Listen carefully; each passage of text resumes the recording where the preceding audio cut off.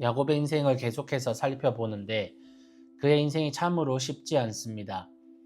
성경의 그 어떤 인물보다도 더 어려운 삶을 사는 것 같습니다. 그 자신 또한 나중에 이집트의 파라오 앞에서 자신의 삶을 회상하며 험악한 세월을 보냈음을 고백합니다. 그런데 사실 그의 인생은 요즘 말로 하면 지팔직곤, 지팔자 지가 꼬았다의 표본입니다. 장자권에 욕심내지 않았어도, 형과 아버지를 속이지 않았어도, 삼촌 집으로 도망가지 않았어도, 거기서도 속고 속이는 불편한 관계를 갖지 않았어도, 많은 사건과 어려움을 굳이 겪지 않았어도 괜찮았을 것이라는 아쉬움이 드는 야곱의 인생입니다. 믿음이 있는 자가 어떻게 저렇게 치사하고 추잡스런 짓을 할까라는 생각도 들지만 동시에 그의 인생이 우리의 인생과 너무나도 닮아 있기에 쉽사리 욕할 수 없는 측은함마저 듭니다. 그런 그가 사랑하는 딸 디나의 강간 사건과 세겜 학살을 계기로 머물던 곳에서 떠나 베델로 가게 됩니다.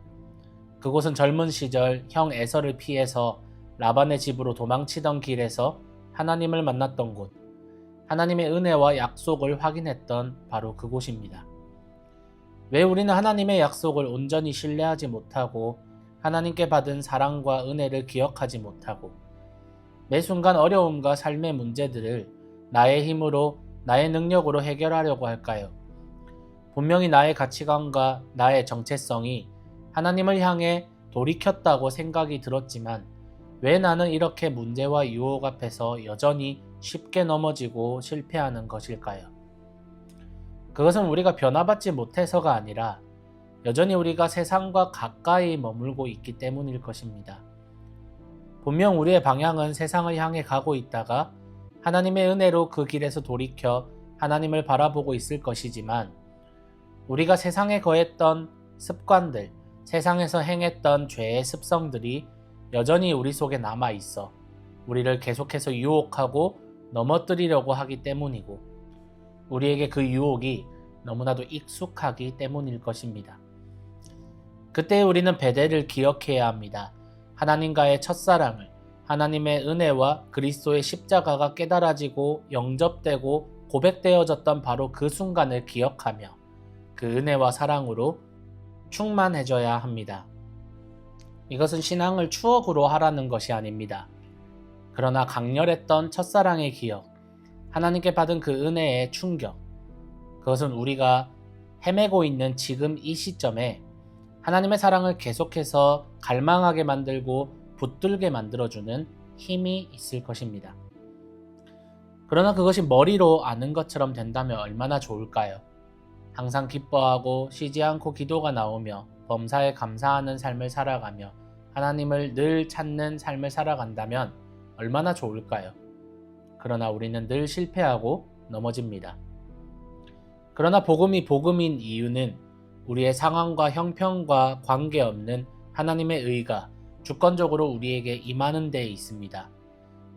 우리는 어쩌면 늘 승리하는 삶을 염원하는지도 모릅니다. 늘 이기고 싶고 늘 승리하고 싶고 늘 하나님의 자녀라는 타이틀대로 믿음으로 멋있게 살아가는 삶을 꿈꿉니다. 그래서 언젠가부터 우리 기독교는 승리해야 하는 종교가 되었고 승리나 성공이 우리의 자랑이나 믿음의 지표가 되었습니다. 그러나 야곱의 인생을 통해 우리는 실패를 배우지만 동시에 실패해도 여전히 늘 그 자리에서 우리와 함께 하시는 하나님의 사랑과 은혜를 깨닫습니다. 이겨야 하는 우리의 인생이 아니라 이기지 못해도 괜찮다는 사실을 배웁니다. 승리를 우상처럼 쫓는 인생보다 더 값진 인생은 찌질하게 패배하여 넘어져 있더라도 이미 승리하신 예수님의 옷자락이라도 붙잡고 있는 인생이 더 값진 인생이라는 사실을 야곱의 인생을 통해 배웁니다. 그러니 하나님이 여러분을 얼마나 사랑하고 계시는지에 대해 늘 기억하십시오. 힘들고 지쳐 낭망하고 넘어져 일어날 힘 전혀 없을 때에 조용히 다가와 손잡아 주시는 예수님을 기억하십시오. 그렇게 강한 척 하지 않아도 돼. 그렇게 안간힘 쓰지 않아도 돼. 내가 다 이겨.